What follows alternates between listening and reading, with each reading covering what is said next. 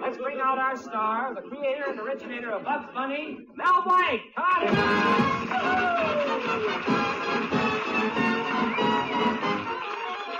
Good evening, ladies and gentlemen. I'm very grateful for this opportunity to meet you and to introduce myself. I'd like to tell you a little about my background. When I first came to Hollywood, it seems when film producers heard my vocal calisthenics, consistently and loud they shouted, "No, this guy don't rate with movie photogenics." They said my face was meant for radio. They said his face was meant for radio. Don't rub it in. So I developed character projection upon the air and finally got a call. Producers hollered, "Mel is our selection, 'cause he's the biggest character of all." 'Cause he's the biggest character of all. You guys can be replaced, you know. I became the happy postman with a manner so beguiling. You remember? Goodbye, Mrs. Burns. Remember, keep smiling. I became a train announcer, and my tonsils did a conga with train leaving on track 5 or Anaheim, Azusa, and Cucamonga. They said that he'd look good on radio, and everybody told him where to go. No coaching from the audience, please. As a violin teacher, I made a nice penny, which ain't doing bad when you work for Jack Benny. What a tune your fiddle brings on, how I wish it had no strings on. I force a smile and try to please and cry upon my pillow.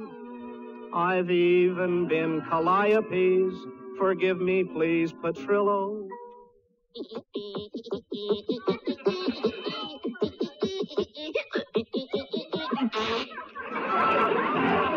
guy could sing so low because his face was meant for radio. I heard that. As Pedro, when I see a girl with grace, Chiquita, I say, Pardon me for talking in your face, senorita. And then this little guy I've saved for last. I'm Zuki, and in the fix-it shop, I'm the president of the... I'm the vice... I'm the... Not so fast! Tom is taking in a lot of dough because his face was meant for radio. It's a lie. Why do you think I got a fix-it shop? 'Cause I had to find a way to pay the rent. I'm what is known as a successful flop, 'cause before I get a quarter, it is spent. I'm on a lot of air shows. If I'm lying, I should choke. My tax consultant says if I get one more show, I'm broke. So why do you think I got a fix-it shop? 'Cause for radio, his face was meant. Agents get commission. Don't forget withholding tax. My dentist and physician, and my wife's account at Saks. Publicity and writers. Oh, my aching back and head.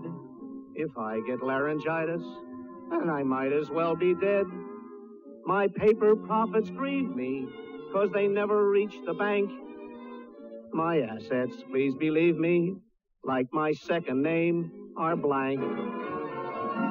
So why do you think he's got a fix-it shop? And I only hope the darn thing really clicks.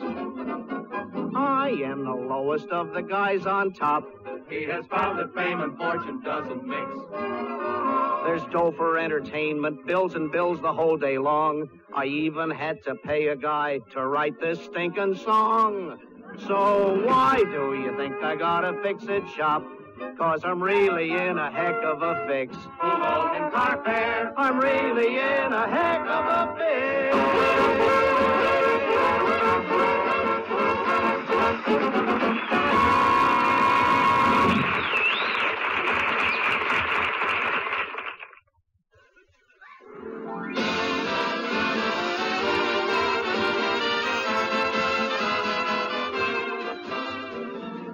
From Hollywood, Colgate Tooth Powder presents The Mel Blanc Show with Mary Jane Croft, Joe Kearns, Jerry Hausner, Hans Conried, the sportsman, Victor Miller and his orchestra, and starring the creator of the voice of Bugs Bunny. What's up, guys? Yes, Colgate tooth powder for a breath that's sweet and teeth that sparkle brings you the Mel Blanc Show with Mel playing his new character, Zookie. Hello, everybody. Hello, everybody. Everybody. Hello, everybody. Everybody. Everybody. Hi. And starring himself in person, Mel Blanc. Hi, folks. Ugga, ugga, boo, ugga, boo, boo, ugga.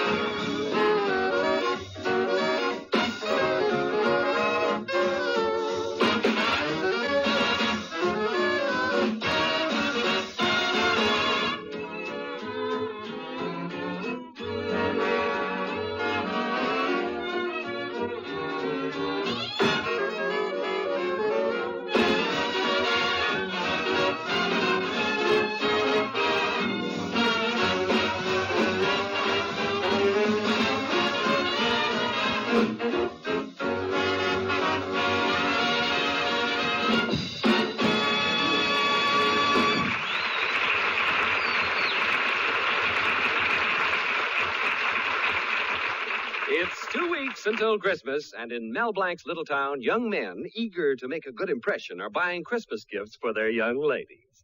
At the local furrier's, Sam Brown is saying to the clerk, I'll take this fur coat, wrap it as a gift, and send it Christmas morning. at the jewelry store, Tom Williams is saying, I'll take this diamond bracelet, wrap it as a gift, and send it Christmas morning. and in the candy shop where Mel Blanc has been shopping, Mel is saying, I'll take this 2-pound box of peanut brittle. No, don't wrap it as a gift. I'll eat it right here. So Mel ate the peanut brittle. Right now, we find him in his fix-it shop with his girlfriend, Betty. Being very low on funds, Mel is turning the pages of a mail-order catalog, hoping that the pictures may suggest a gift for Betty. Broom handle, garbage pail, nail polish, eye wash, diamond ring, fur coat, wristwatch, pen wipers, shoe horn. Mel, Huh? stop turning the pages so fast. Oh, all right. Well, let's start from the front of the catalog. Yeah, all right, good. Page 1, women's dresses. Page 2, women's bathrobes. Page 3, women's nightgowns. Page 4... Betty, stop turning the pages so fast. Oh, we don't need this whole catalog anyway. That's right. I got you a perfectly wonderful gift last year without the catalog. Oh, by the way, Betty, what did you get me last Christmas? Oh, don't you remember, darling, those long-handled Chinese back scratchers? Back scratchers? Yeah. And I've been serving salad with them all year. Gosh, Betty, won't it be swell when we're married and can have Christmas in our own little house? We'll get up Christmas morning and look at the tree with all the presents. Yes. And then maybe we'll hear the patter of little feet around the tree. Betty, Santa Claus doesn't bring children. I know that, Mel. And I think you should also know that Willie Murdoch is giving me a wonderful gift. And very expensive. Willie Murdoch. He's probably just trying to impress your father. Betty, why does your father favor him over me? He's got little narrow shoulders, and I've got, he's got a small forehead, and I've got, he's got practically no chin, and I've got, gosh, we look so much alike, I don't see how your father can tell us apart.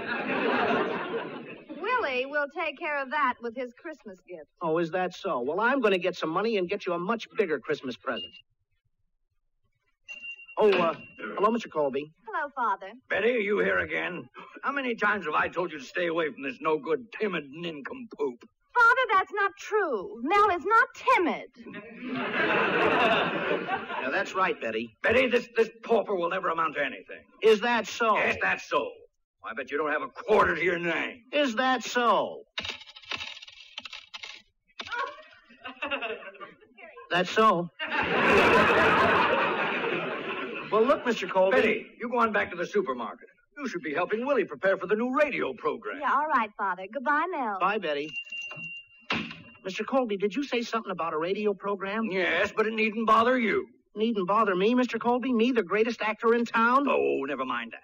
I came in to see if you could straighten out this signet ring I'm wearing. It's gotten a little lopsided. Oh, that's easy, Mr. Colby. Just lay your finger on the counter here. Here? Yeah, that's fine. Now, I'll just take this hammer and... Oh, Mel Blanc! What's the matter, Mr. Colby? The ring isn't lopsided anymore. No, now my finger is. Well, Mr. Colby, if I've done anything to hurt you, let me make it up by acting in your radio program. Oh. What kind of a program is it, anyway? Well, it's an idea my manager, Willie Murdoch, gave me. I'm sponsoring a program which appeals to the ladies. Great idea, Willie's. Supper at the supermarket. Supper at the supermarket? Say, that's a natural for me. I would make a perfect master of ceremonies. No, I'm leaving. Oh, don't go, Mr. Colby. Listen to this. Now you have 8. Will you try for 16? Who does that sound like? Tommy Manville.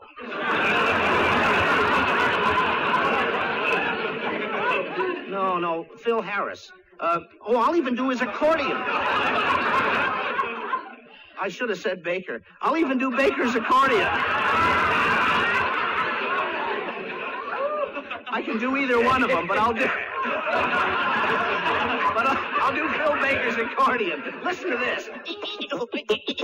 Oh, Mel Blanc, I've had enough of your silly clown. Wait a minute. I'm a natural for radio, Mr. Colby. Listen to this. You gotta start out each day with a song, even if things go wrong. Mel Blanc, you come around to my program and I'll break every bone in your body now. How do you like that? Everybody wants to get into the act. Please, Mr. Colby, give me a chance. Besides, I need the money badly. I want to get Betty a Christmas gift, and I don't want to give her just anything. I want to give her something she'll like. Now, don't worry. If she likes you, she'll like anything. Besides, my manager, Willie Murdoch's going to be the master of ceremonies. Well, I gotta go now. Oh, wait, Mr. Colby, just one more. There's good news tonight. The international picture is a bit clouded. On the one hand, we see good tidings. On the other hand, we see bad tidings. Who knows? Tomorrow may be just tidings. In conclusion, I'm leaving. Oh, gosh, I'll never be able to get enough money for Betty's gift. What'll I do? There's bad news for Mel Blanc tonight.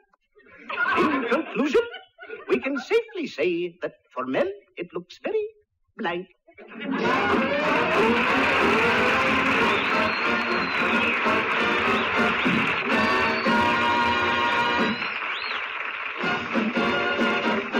Use Colgate tooth powder, keep smiling just right. Use it each morning and use it each night. Don't take a chance with your romance. Use Colgate tooth powder. A breath of trouble can spell the doom of happiness between bride and groom. That little breath of trouble, I mean unpleasing breath, has ruined many a romance. Don't you be an innocent victim. Here's a helpful hint. Brush your teeth night and morning and before every date with Colgate tooth powder. For Colgate tooth powder cleans your breath as it cleans your teeth. Yes, scientific tests have definitely proved that in 7 cases out of 10, Colgate tooth powder instantly stops unpleasing breath that originates in the mouth. What's more, no dentifrice at any price cleans your teeth more quickly and thoroughly than Colgate tooth powder. Remember to buy it first thing. And remember the name, Colgate tooth powder, with the accent on powder.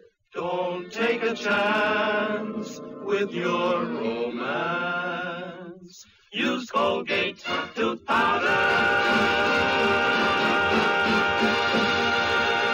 Now, Victor Miller, the sportsman, and Uncle Remus. Uncle Remus, Uncle Remus, Uncle Remus said, gather round me, little children, before you go to bed. Just give him your attention, hear what he's got to say. I'll tell you how the animals got that way. The leopard's pappy got the gout from eating too much speckled trout. His mammy dreamed of polka dots, and that's how the leopard got his spots. That's what Uncle Remus said. That's what Uncle Remus said. From speckled trout and polka dots. That's how the leopard got his spots. More, more, more, more. Uncle Remus, tell us more. The piggy saw his monkey friend swinging by his other end. He tried the same thing on a rail, and that's how the piggy got a curly tail. That's what Uncle Remus said. That's what Uncle Remus said. He tried the same thing on a rail. That's why the piggy's got a curly tail.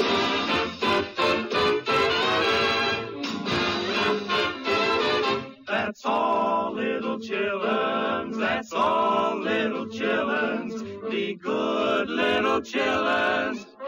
Time to go to bed. That's right, Uncle Remus. Good night, Uncle Remus. Sleep tight, Uncle Remus. Or we'll put a hole in your head. Your head.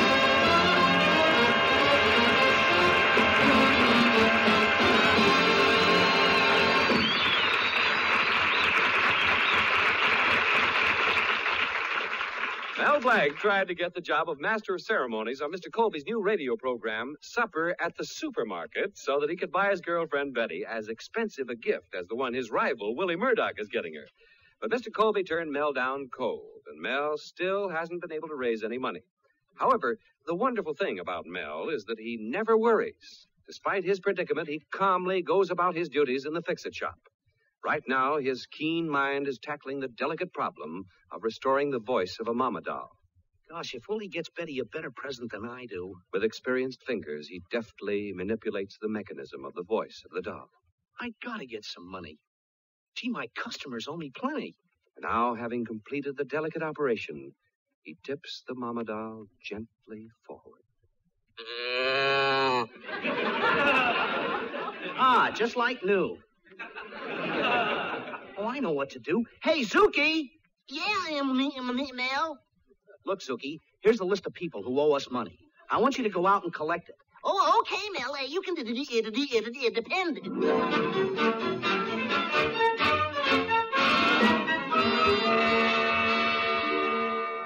On me. Gee, I hope I can collect some money from Mel. Well, here's the first house. Mrs. Brown. I'll ring the bell. I'll knock on the door.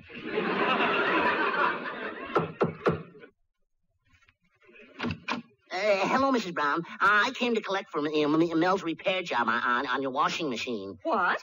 Do you know what he did to my washing machine? I just put these sheets through it and look at them. Gee, what lovely lace curtains.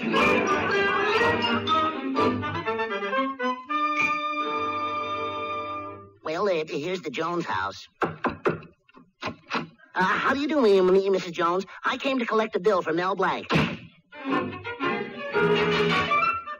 Well, here's the Smith house.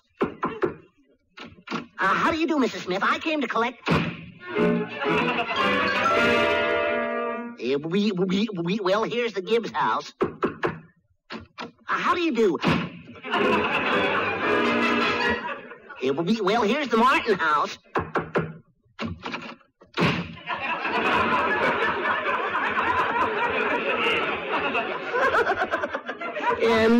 Nobody home.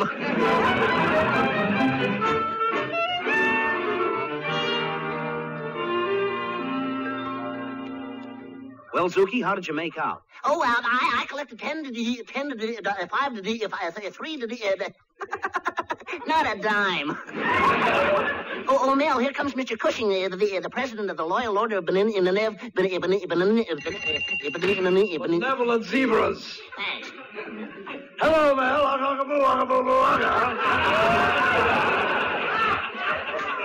Greetings, mighty potentate. Ugga. How are you feeling? Not very well, Mel. Last Thursday, my wife and I had the worst fight we've ever had. Next morning, she was in the hospital. Poor woman. Poor woman, nothing. She was visiting me. Brought me a pie. She says, eat it. It's good for you. It'll melt in your mouth. Well, did it melt in your mouth? Yeah, but it hardened in my stomach. Everything about that woman is hard, Mel. Her relatives, her feelings, her face, her voice. If only your arteries would get that way. want to know why I'm standing here telling you all this? It's just that I got no one to talk to. Well, Mel, I gotta be going. Before you ugh a mighty potentate, where are you going? Well, I'm going to Colby's supermarket program. The wife will be there because they're giving away a $40 bottle of perfume to the oldest woman in the audience. Well, do you think your wife is old enough to win it? Ha!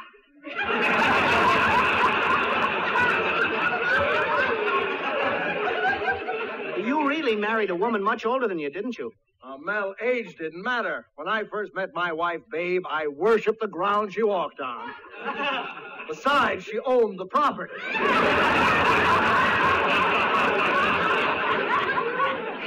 I guess in your case, Cupid was a real estate agent. Say, did you go with Babe much before you married her? Well, I went with her for 5 years. And then her uncle died and left her $3 million. After that, it was a case of love at first sight. Oh, you only married her because her uncle left her that money. No, that's not true, Mel. I would have married her no matter who left her the money.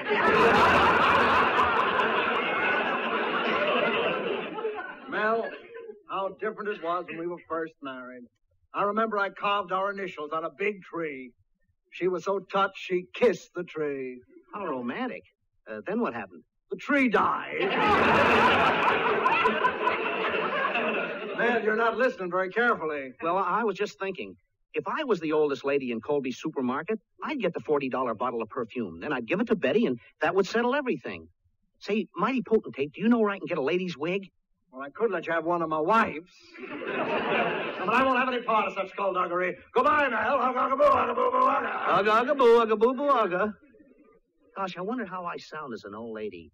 Ugga-ugga-boo, ugga-boo-boo-ugga.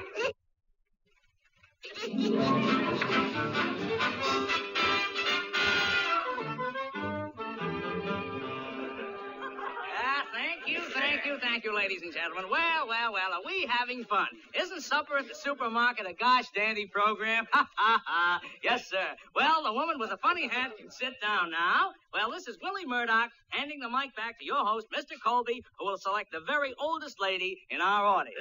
Excuse me, young lady. May I sit next to you, girl? Why, certainly, madam. My, you're awfully old. Well, I gotta be to win the prize I'm getting for you. Mel, you in a dress and a wig. Shh, quiet, Betty. Now, I'll get you a better gift than Murdoch, and I don't care how I do it. Now, ladies, the highlight of our show, the awarding of this $40 bottle of perfume. I'm going to select the oldest lady in the audience. Call out your ages, please. 70. 80. 85. 90. 100. That's my last offer.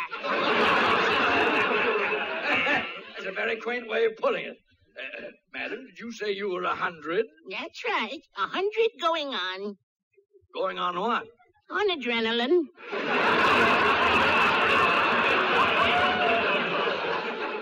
What else? Madam, what do you attribute your long life to? Oh, vitamins. Vitamins, eh? Yeah, my uncle ate vitamins all the time, every day. Oh, made him so lively and jumpy, always jolly and happy. Finally, at 90, he died. He died, huh? Yep, happiest funeral you ever saw. Well, madam, before I give you the grand prize, we'd like to know, what is your secret ambition? To get the bottle of perfume. Not yet. You must tell us what your secret ambition is. Well, I'd like to go on the radio. Well, what could you do on the radio? Oh, I'd be a great mistress of ceremonies on a program like this. Guess who this is? You have 8. Will you try for 16? I know. Phil Harris. I should have said Baker. No, Tommy Manville. Hey, that sounds familiar. I'll take the perfume now. No, not before you do another impersonation, grandmother. Well, all right. You gotta start out each day with a song. Even when things go wrong. I've heard that before, only a short while ago. I like that. Everybody wants to get into the act. I'll take the perfume now. Mr. Colby, we only have 30 seconds left on the air. It's time for you to kiss the old lady. I'll go and you can keep the perfume. So long. So long. Just as I suspected. Mel Blanc, I'll teach you to make a fool out of me. I'm going to break every bone in your body.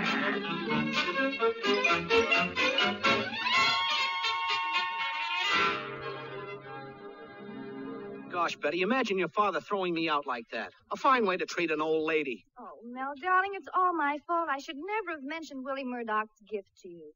To get me a better gift, look what you went through. Yeah, the door of your father's supermarket. Oh, what's the use? Oh, look, here comes Willie Murdoch. Willie, what happened to you? Oh, your father didn't like the program, so he threw me out of the supermarket, too. He did? Yeah. How do you like that? Everybody wants to get into the act. Mel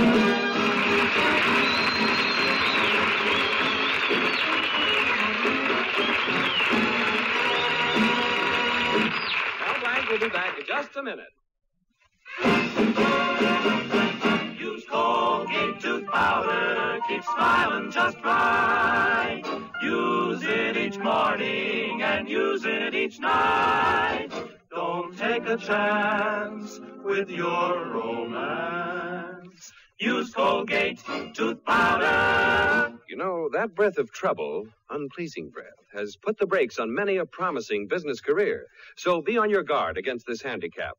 Do this. Brush your teeth night and morning and before every date with Colgate tooth powder. For Colgate tooth powder cleans your breath as it cleans your teeth. Yes, scientific tests have definitely proved that in 7 cases out of 10, Colgate tooth powder instantly stops unpleasing breath that originates in the mouth. What's more, no dentifrice at any price cleans your teeth more quickly and thoroughly than Colgate tooth powder. Remember to buy it first thing, and remember the name, Colgate tooth powder, with the accent on powder. Don't take a chance with your romance. Use Colgate tooth powder. This is Mel Blanc saying thanks for listening. Good night, and That's all, folks. This is Bud Easton reminding you that Colgate tooth powder for breakfast sweet and teeth that sparkle brings you the Mel Blanc Show every Tuesday at this time. Be sure to join us again next Tuesday night for more fun with Mel and the people you'll meet in Mel Blanc's Fix-It Shop. Say hello to Halo Shampoo for naturally bright and beautiful hair. Remember, even finest soaps and soap shampoos hide the natural luster of your hair with dulling soap film.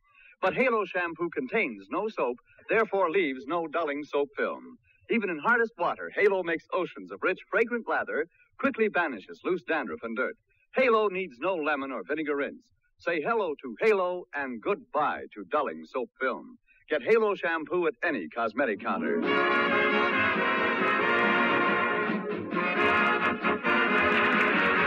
Remember, Mel Blanc every Tuesday night at this time. This is CBS, the Columbia Broadcasting System.